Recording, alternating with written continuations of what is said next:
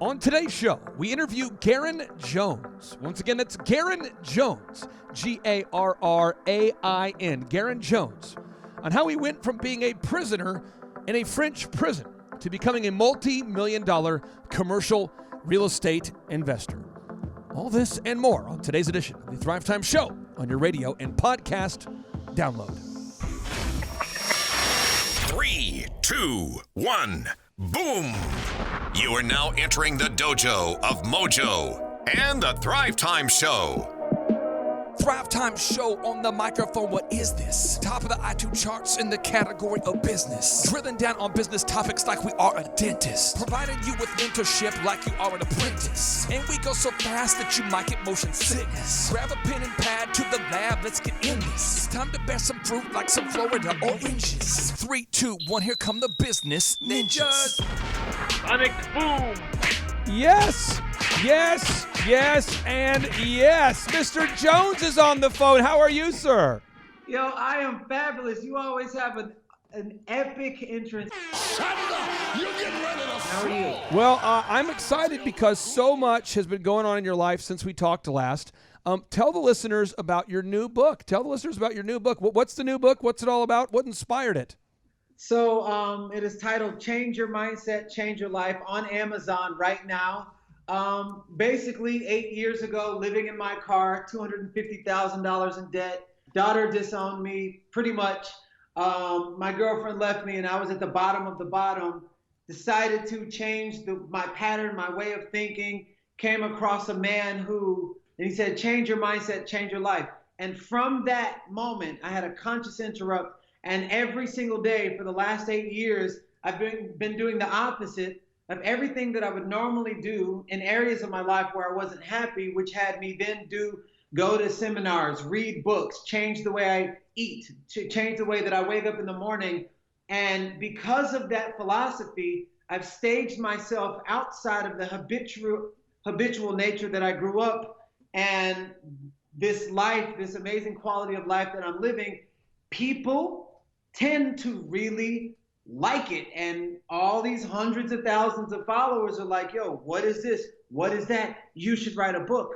And when you hear thousands and thousands from thousands of people, you should write a book. So my book, Change Your Mindset, Change Your Life, is like a everyday people's guide to understanding the power and the magic that lives inside of you so that you can utilize these tools to potentially produce extraordinary results in your life simply because you have the awareness of what's going on and what could be stopping you and what you could remove from your life so that you can create space to make room for your new next levels of blessings. So it's a really cool, awesome book that I'm really proud of. I put my life into it, and I'm just excited because it's my entire message. Even the way that it's written sounds like you're having a conversation with somebody who has your back. Your book cover for this book, Change Your Mindset, Change Your Life, is awesome. But it's I think it's as awesome as the room you're in right now. For the people out there that cannot see this room, tell us about the book cover and the room. What's going on in your room? What's going on with the book cover? So my office, there's people that have just motivated me along the way, and there's certain quotes. I wanted to have a room. They say you're the 5 closest people that you hang around, but it's not necessarily they have to be alive. It's just a constant reminder of you can't be what you can't see. So I'm in a room. If you can imagine the art for the Sex Pistols with the crazy, funky yellows and pinks and things, I'm in a yellow room that has pink names with yellow on the inside. So I have Muhammad Ali, Oprah Winfrey, Albert Einstein, Napoleon Hill, Martin Luther King, Pharrell Williams, Conor McGregor, Obama, Jesus, Mother Teresa, Gandhi, John C. Maxwell, Jim Rohn. I've got our videographer. I got our videographer filming right now. Can you kind of spin the camera and show us the rest of this room? This is the coolest room in America. I need this room. I'm surprised he doesn't have a picture of you in there, Clay. Well, I mean, that's really shocking. It'd be too pale. Think about. It'd be too pale. It would ruin the whole look. Well, I mean, that yellow, you're right. It probably wouldn't look. I don't know. Some of those dudes look kind of pasty. Oh, it looks like a room after your own heart, Clay. I love this room. Oh yeah. I would never leave this room. It would be like the scene from The Aviator. There you go, a little zebra action. Brings it all together. There you go. Did you have this custom made? Did you find? Did you buy this on fathead.com? What did you do? So I'm into real estate development, and I just I love transformation anything. This had old grandmother beige walls, and I was just like, man, this is what I want to create. So I handpicked the pictures. I got the quotes that I wanted. I worked with the artist, and I was like, no, yes, no, yes, no, yes. Oh my goodness, that is it. And then once we got to it, then they hired a guy that is known for putting wallpaper on walls. He came out, and then he did it, and I was like, yo, I'm literally surrounded by giants in the industry. That's cool. That are making the kind of impact that I want to make in the world. I love this room. Now, for the listeners out there that aren't super aware of your story, and for Wes Carter, one of our guests on today's show, and for Zach O'Malley Greenberg, the senior editor for Forbes, who's not familiar with your story, can you share, because on our earlier interview, you got into some of the nitty-gritty, but share some of the lowest low points, and then let's get back into your book. Share some of the lowest low points that you have been through. So, like I was saying, like 8 years ago, I was living in my car for 2.5 years. 10 years prior, I spent 2.5 years. There's this magical 2.5 years. It took me 2.5 years to become a multimillionaire. It's crazy, 2.5 years. But 10 years prior, I served 2.5 years in a French prison for smuggling drugs into another country. And it's so funny because that show, Locked Up Abroad, I actually did the show, and I dreamt that I would be on that show, and it just aired 2 weeks ago. So it's like circulating right now. That's a real thing? You're in that show? Yeah, to millions of people. So Locked Up Abroad? Locked Up Abroad. Whoa. So it's literally to all these people like, yo, you changed your life. But I dreamt while I was in prison that I would be on, well, they didn't have Locked Up Abroad, but they had Prison Abroad, that I would be on Prison Abroad. Last year, a lady messaged me. She's like, we love your show. We know that you were in prison overseas, and we would love to see if you would like to be a part. I was like, yes, before she could even finish, because it was part of a dream that I had manifested from back then. So, 10 years of just going through this craziness of life and never understanding why the highs were happening, why the lows were happening. And when it was really good, I didn't know how actually the mind worked until I went to my first seminar. And then that's when they were saying, yo, turn off the TV and start reading books. And then I started reading. I read The Power of Positive Thinking over 289 times. And then from the philosophy that I was getting in that book, it was like it was controlling my actions, my energy, how I was treating people. And then I heard a quote that said, successful people are willing to do the things that unsuccessful people won't do. This is while I was living in my car. And then I just started studying successful people. This guy wakes up early, so I'm going to wake up at 5 a.m. This guy reads this book that's successful, so I'm going to read the book. I'm going to go to the seminar. So how did you go from the prison to earning your first $1 million? What did you do? Were you doing door-to-door candy bar sales? Were you doing Amway? Were you doing Cutco knives? What were you doing? No, so it's a long journey. So I went to prison from 2002 to 2005. I didn't get any kind of break until 2011. So that's me going in and out, in and out, in and out, in and out of just this crazy depression. Even when I was doing music, I was signed to Ludacris. I wasn't happy. I was just doing what everybody else wanted me to do, and nothing that I wanted to do deep down on the inside of myself. But it wasn't until I started to get healthy, because everybody in my family was unhealthy. I started to get healthy, and I remember to blanket this whole thing, I was in my car, 3:43 in the morning, August 2011, and I had my moment of surrender, and I cried out.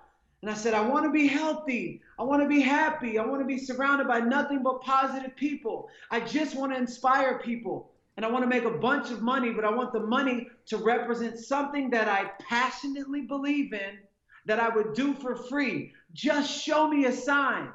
And that, a week later, that's when I met the homeless man that said, change your mindset, change your life. Now, here's how the whole thing happened. Yep. everything that I would normally say no to, that's when I just started saying yes, because it was the opposite of everything that I would do. So joining a health and wellness company, really just like selling stuff on Amazon and just saying yes to a bunch of things. I went on, Craigslist, and every single day, what am I good at? What do I love? And I would look for 20 different listings, and I would message 20 different people. What am I good at? What do I love? I was doing singing telegrams. I was washing cars, babysitting, everything I could. My girlfriend goes, do something in health and fitness. You love to help people. My mom, do something in health and fitness. You love to help people. What did you sell after you started getting healthy? You're listening to your mom. What was the thing you were selling? What did you sell? So I started selling. There was a company that I was with, and it was a Herbalife product. Okay. And I was selling shakes and vitamins and things like that. And I never believed in any kind of multi-level marketing. Yeah. What I did believe is when I like something, the world is gonna know it. When I like freaking bacon double cheeseburgers, and when I like gummy bears and things like that, yeah, the world was gonna know it. But it was more about my expression of, man, I feel so good. I just want people to feel good with me.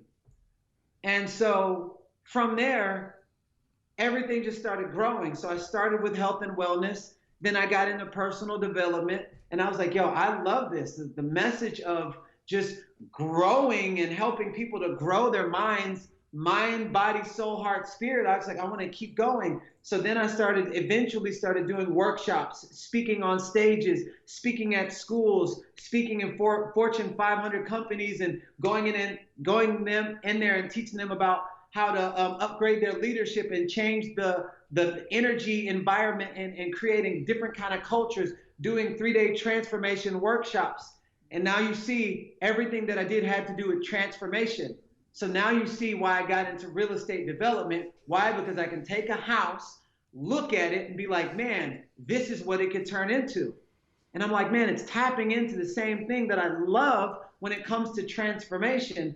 So if it has to do with transforming anything, give me any platform, and it's going into the same field, the same amount of income, no matter what I touch, because it's coming from a place is I just want to see people better, live an amazing quality of life. And I put that same energy inside of every single thing that I do, and I would do it for free. So your new book here, Change Your Mindset, Change Your Life. Chapter 1, it says trust in the process. What is this chapter all about? So trust the process is one of those things where, you say you have this big dream. I want to retire my mom. What most people do is they get taken out by the things that designed to test them. So I feel like the universe has the only way that it can get your attention is by connecting to what's inside of your heart. So your mom, your girlfriend, your boyfriend, your job, money, because that's the only way to get your attention. Once it has your attention, now it's going to try to stop you from achieving that dream. But the kind of person that can trust the process and actually use it as an emotional trainer to test you and strengthen you and cultivate you along the way, you end up then start developing through the process. And as you continue to take faith with you and trust with you, you keep going, get knocked back down, keep going. Z, you have been around a lot of eccentric entrepreneur types. I'll throw myself into that. You're definitely the top of the list, by the way. There we go. Yeah. But I think when a lot of people hear a guy who's as passionate, sometimes they confuse passion with. It's hard to, because we're in a world where, according to Gallup, 70% of people hate their jobs. Right. So can you maybe sift through what we're hearing here? And because I think if somebody's listening going, there's no way that this man is sincerely this passionate about his life. But you see people like this all the time. I perceive this as a good thing. But you know what I'm saying? Absolutely. I perceive it as a great thing. And I think that more people need more passion. I think passion actually sells because people are, they're lacking in themselves. I mean, so many people walk around and their days seem like the same days. Yeah. and their life seems like it's the same life. And what day of the week is it? Does it matter? And you're a passionate guy. He's a passionate guy. I know. What question would you have for the king of passion? I love that. I love that. I mean, what's next? I mean, that's one of the questions I loved. You wrote your book. I mean, you're obviously on an upward trajectory. I mean, we know nobody has. I mean, hey, you were in prison and now you're on top of the world. I mean, prison. A Turkish prison with a Turkish spa. And now you're on upward trajectory. What? And you've said several things that kind of turn things around. And I know. Really, it was an inner drive in you that did that. But if somebody's listening out there right now and they're in the doldrums of life and they need some passion in their life, what would you say to that person right now? So, and there's actually a chapter in my book called Do What You Love. Let me tell you something. My dad, he was a raging alcoholic. He was murdered when I was 12 years old. No one had anything nice to say about him. But the one memory that I have is when I was 5 years old, all the grown-ups were drunk. Everybody's making fun of me because I was imitating Michael Jackson when MTV was on in front of the whole family. And he was the first person who stuck up for me. And he was like, hey, don't you ever make fun of my son. Garrain, as long as you love it and it makes you happy, then you do it. You do it no matter what. And I never forgot that. Wow, that's good advice.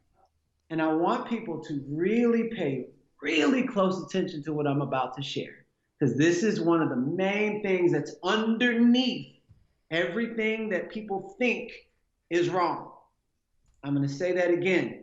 What I'm about to talk about is what's underneath. It's at the root of what a lot of causes, a lot of wars, a lot of racism, a lot of stuff that's going on.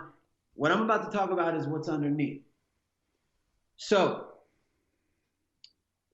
if you can imagine a little kid going up to an adult, to the mom, going, Mom, Mom, Dad, Dad, Dad, Mom, Dad, and the adult ignoring the kid for 20 years.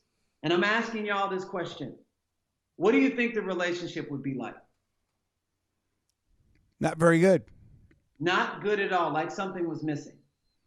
Okay, because there would be no trust. I'm a firm believer that what we innately loved as children, and when you look at children, they have endless energy. That our natural state is joy. So that means we'd already come over to we were born into this love and this joy. We already had it like a human USB. Kids tend to follow the pattern of what other people are doing around them. Like, oh, it runs in the family. I'm going to be a lawyer because my dad's a lawyer. And then they leave their dream. Oh, I really wanted to do this, but then everybody else was doing this. So I'm going to follow the pattern. And I'm going to follow the pattern. When I was a little kid, I wanted to be a superhero. I wanted to be stronger than the average man, have abs like an action figure, and save people's lives all over the world. Now, I never left that, but the majority of my friends left their original dream. If a bird were to try to be an alligator, you could see how life would be difficult. However, if the bird was just operating with what's already inside and utilizing what's already inside to its max, then you could see how flight would actually happen. So now I'm going to wrap this up. Now, there's an inner child inside of every human being. And I feel like every time you honor what you loved as a child, you actually access the most richest part of your heart, which is the most powerful frequency in the world. Most people do things for money and they leave the heart. So that's why life is like so empty. So when you actually do what you loved as a child, I feel like you tap into some kind of higher source that generates and activates a different kind of energy inside of you. Had a conversation with a lady. She was like, I just feel like something is missing. I have money, I have family, I have cars. Something is missing. What did you love when you were a child? I love dancing. When was the last time you danced? 20 years ago. Dance every single day for 30 days. she does that. All of a sudden, she was like, I don't know. It's like all these things start happening to my life. I'm happy again. My husband came back. Yeah, because you actually fueled your own passion, not for the money, but just because you made love to you. You fueled you, and you fueled that inner child. And the something that was missing is the separation from soul to flesh.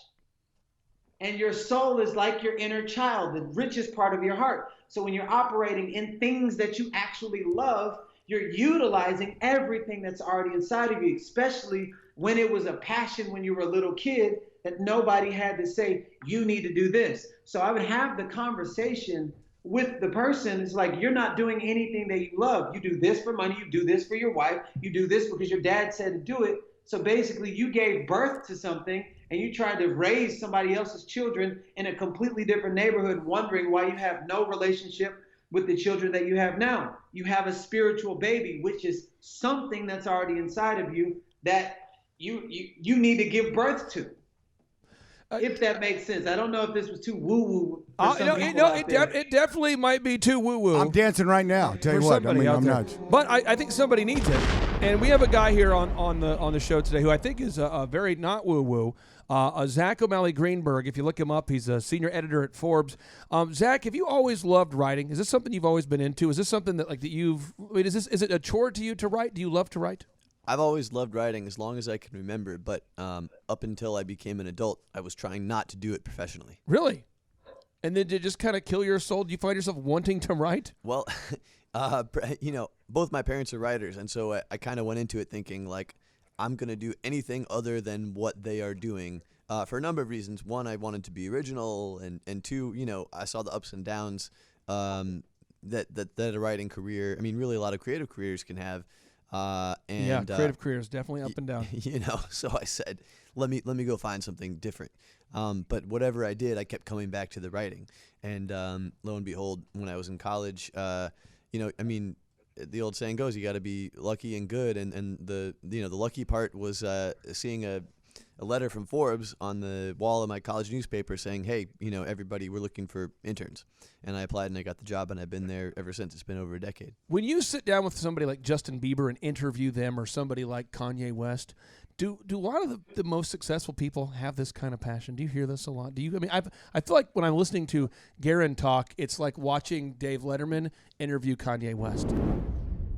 Define it for me. What is the mechanism that is malfunctioning or is taking a break in your brain? Do you know? I wouldn't be able to explain that as much, just because I'm not a doctor. I can just tell you what I'm feeling at the time. And I feel a heightened connection with the universe when I'm ramping up. There's like a certain passion there to it, Do you find that to be common with a lot of the celebrity, big-time successful people that you've interviewed there, Zach? Yeah, you've got to have that type of passion about your work. Otherwise, you're going to get washed away. I mean, there are plenty of people who are passionate about what they do, just yearning for that, that chance to take the place of whoever doesn't care enough. So, yeah, I mean, I think people can tell when you don't have that passion. People can tell when you're not really giving it your everything. Right.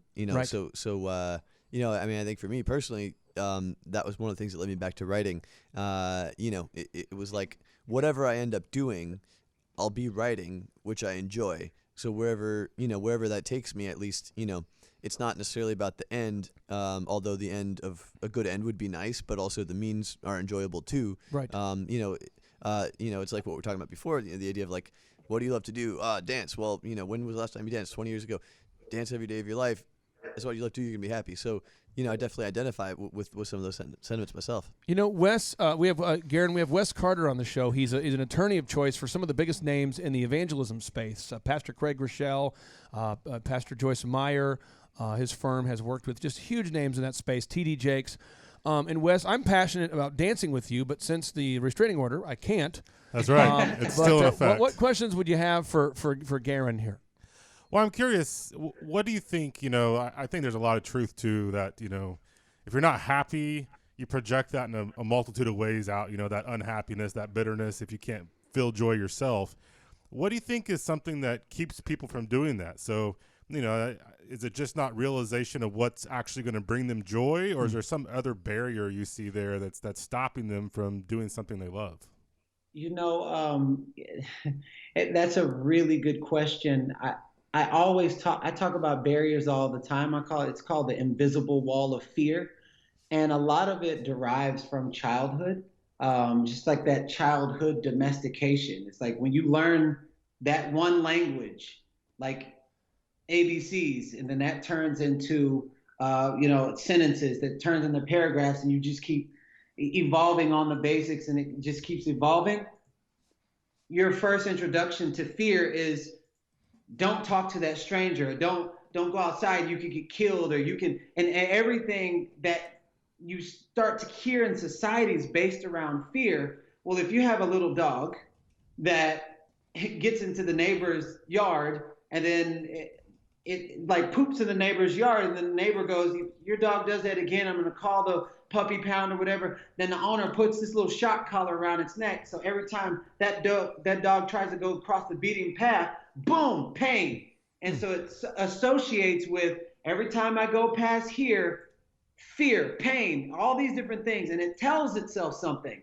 Well, after a while, when the dog owner removes the shock collar and there's no wall, it's already built into its mind that I'm not going to take a risk, because every single time I take a risk, fear, pain. So that wall tends to be so thick, like a concrete mental wall in your mind. It tends to be so thick that it will lead and compound over the years. So by the time you're 30, that same little child that was afraid of everything now has an issue with talking to women, now has an issue with talking to men, now has an issue with being in a room full of multimillionaires and having a $1 billion idea and approaching this investor because of the 5-year-old brain inside saying, oh, I can't do it. I can't. And here's the worst part.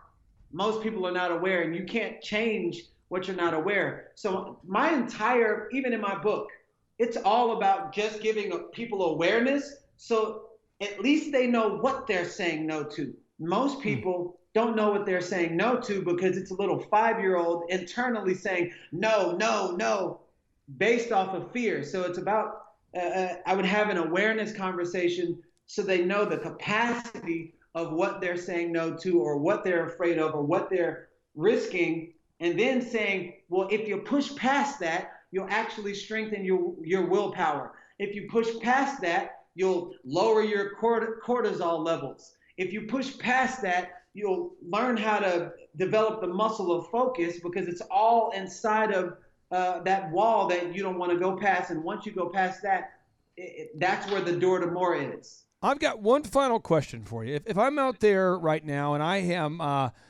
adverse to reading books that could help me because I love watching Netflix.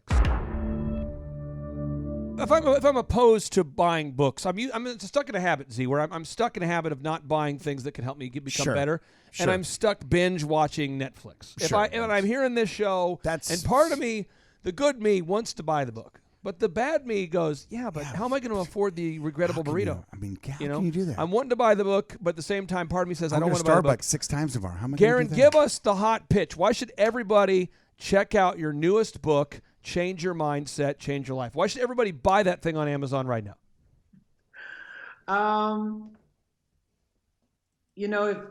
If there's something you've been asking for and it seems like you just keep hitting a wall and keep hitting a wall and keep hitting a wall, if you always do what you've always done, you're always going to keep getting the same thing. And there's no amount of research that you do, if you're just taking in the knowledge and not taking on the action, that's going to change. So no matter what I say, I can sell all day long. At the end of the day, it's going to have to be you that wants something different for their life.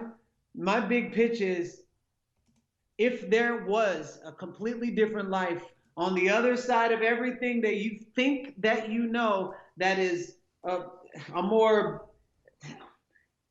not more is better, but better is better. But just an incredible life, worth living, a life without regrets, understanding what stops you. Would you open that door? If you wouldn't open that door, I would not encourage you to read the book because you're not even ready. Like, I wouldn't encourage you to freaking go and take this test when you're not even ready to come to class. However, for those who are seeking and you actually want to know more about your life, this is an everyday people's guide to understanding. And maybe those last 10 books that you read they didn't explain it in a way that you resonated with. But I passionately believe my story will grab you in a way where you can listen to the same kind of content. Because I'm not talking about anything new. I'm just sharing it from the way in which I choose to see the world because of how I grew up and my lens and the way I view the world, in a way where a lot of people truly, truly, truly say, you know what, I feel like I got a friend and I don't feel like I'm alone when I'm reading your content. And if that's something that you need in your life, I encourage each and every person to not only go and buy the book for yourself, go get it for a friend, because what's going on in the world right now, it seems like people need some kind of direction and some kind of guidance. And I don't believe that people are stupid or they don't have what it takes. I believe people simply need direction and some kind of target or some kind of example to look towards or through. And I think that I passionately believe that my book is an opportunity to see more of yourself inside of my own personal experiences and philosophies. Brother, I appreciate you so much for taking the time to decorate your room. That room is an incredible room. I love that room. Thank you for taking the time to write the book. Thank you for taking the time to make that book cover. That book cover is hot, my friend. I really appreciate you for being on the show, and I know it's been a blessing for all the listeners. Are you taking us into another room now? Are you showing us another room? Look, if you look right there, it says "You are powerful" on the wall. Oh. And everything. It's crazy. And I have another room. Is that where my picture is going to go? Garrain, is that my picture going to go there? Right there. Oh, right there. Wow, look at that. Yeah, I love it. There's affirmations all over the wall. By the way, I loved pandas when I was a little kid, so I surround myself with pandas. And you're married? Yes, I'm married. Your wife lets you do this? Is she aware of this? Has she seen these rooms? Absolutely. We operate on the same frequency. Really? This is awesome. Now, where's home for you? What city do you live in? I live in Studio City, California. Okay, this is just awesome, brother. I appreciate you so much for taking the time to share this with us. And the tour. The tour is great. I mean, the tour. We don't get a lot of tours. We don't get a lot of tours. This is the only tour we've ever had. Thrive Cribs. It is. We need a tour from Zach O'Malley at Cribs some on point. We need a Thrive. Forbes tour. That's what we need, right? Thriving Cribs. Unbelievable. Again, thank you so much for being on the show, and I hope you have a great rest of your day. Thank you so much. And again, I said this last time, thank you for people like you and all the other guests on there. You guys create platforms for people that stories like mine, I never thought I mattered. And because of you, like, the story will have wings and reach, even if it's that one person that says me too. So thank you for that. You're awesome, man. You bet. You're welcome. You're welcome. Take care. Keep rocking. Well done. All right, see you later.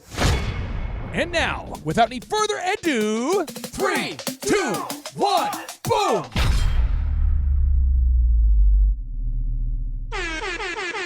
Stop what you're doing and think about this for a second. What would happen if your company was suddenly able to generate exponentially more quality sales leads? That would be incredible. What would happen if your company came up at the top or near the top of the Google search engine results? Well, I would just feel overwhelmed with all that business. How many thousands of dollars in lost sales or millions of dollars in lost sales are you missing out on simply because your potential customers can't find you when they go online to search for the products and services that you offer? I refuse to think that thought because I don't want any more business. Unless you are a dirty communist that hates money, my new book, Search Engine Domination, will help you grow your business. In my new book, Search Engine Domination, we will teach you the specific steps that you need to take to dominate the search engine results. What do you mean by dominate? You see, in my new book, Search Engine Domination, we will teach you the specific steps that you need to take to dominate search engine results. Download your free ebook copy today at thebestseobook.com. I repeat, that's thebestseobook.com. My name is Amy Baltimore, and I am a CPA in Covington, Tennessee. I've been working with the Thrive team now for about a year. One of the first things that they did was to update my website and my search engine optimization. I prior had a website, but I was not being found on Google, and all of my new business was coming through referrals from friends, family, etc. And right away, I started to see results. People were calling and coming in saying that they found me on Google. They just Googled CPA near me, and there I was at the top of the page. And so it's been a great help to my business. Again, you can download your free ebook copy today at thebestseobook.com. Hey, this is Dustin Huff. I'm with Keystone Harbor Marina. We joined Thrive back in January and have been working with these guys for about 7 months. During that time period, we have moved up our Google rank through reviews and SEO processes that we've compiled through these guys. Our leads have gone from about 4 a week to now 165 a week. So the process works. I will tell you from experience, once you begin, you have to stay with it. As long as you continually do this week in and week out, month in and month out, you'll continually grow. The system works, but nothing works unless you do. You've got to take some action.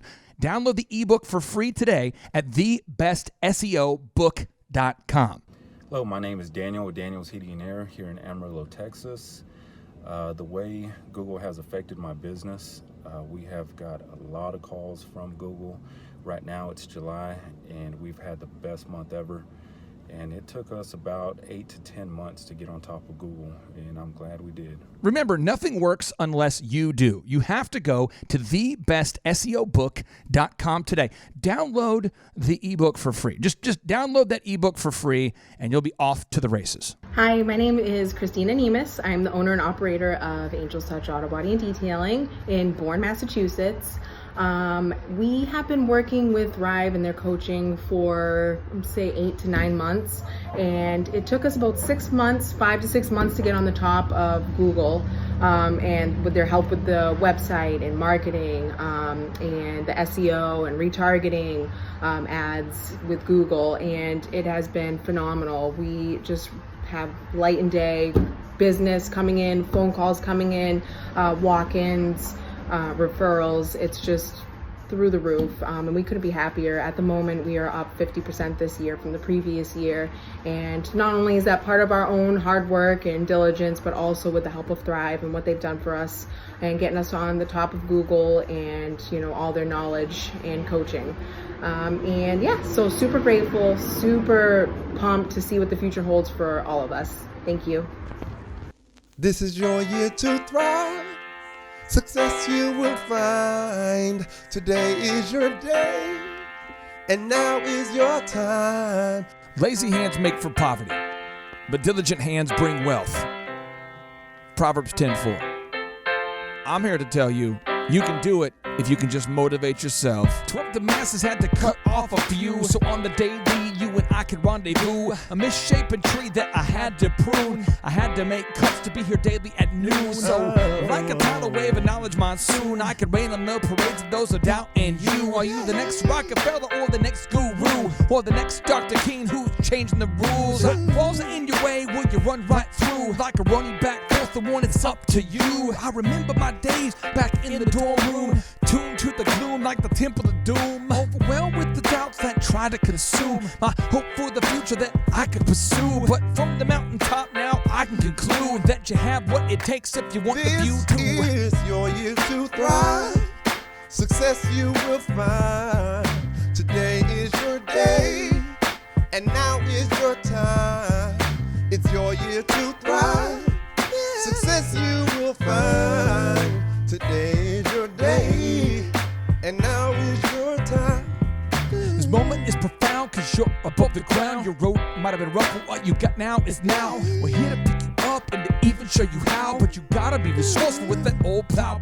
Started from the bottom, but I worked my way up, cause by 4 a.m. I've always been prayed up. Rise and grind, now's your time, don't dare let up. You gotta get it, don't quit it till your seeds grow up. This is your year to thrive. Come on. Success you will find. Yes. Today is your day. Somebody say. And now is your time. It's your time. It's your year to thrive. Come on. Success you will find. Today is your day. And now is your time. It's your time. We all have a wish and we all want to win, but we cannot begin without self-discipline. If you fall on your face, get yourself up again. Attach yourself to goals, not fail with the friends. When the storms get rough and they scatter and leave, you only be there with yourself and what you believe. We believe in you, but not as much as God does. If you're going through hell, he's got nothing but love. Apply what you learn, increase what you earn, and in due time you have money to burn. Apply what you've learned, increase what you've earned, and in due time you got money to burn. Sing it. Apply what you've learned, increase what you've earned, in due time you got money to burn. Sing it. Apply what you've learned, Sing it. increase what you've earned. Yes. In due time you got money to With this burn. miracle, I look to shout down the doubters, kill the weeds that be killing your dream flowers, empower you to devour all the obstacles that make your sweet dreams sour. As for me, I used to stutter, but now I'm on the microphone smooth like butter. If I can do it, I know you can too, but you must stick to it like postage do. And while Merton's on the chorus, singing what he sings, I encourage you to dream big dreams. Today is your day. Today's your day. And now is your time. It's your time. This is your year to thrive. Sing it. Success you will find. Today is your day. It's your day. And now is your time. It's your time. Today is your day. Come on. And now is your time. Sing it, Martin. Today is your day. Now is your time. I realize I can't sing like that, but I can talk and play the woodblock. Okay. If you guys need me, I'll just be over here.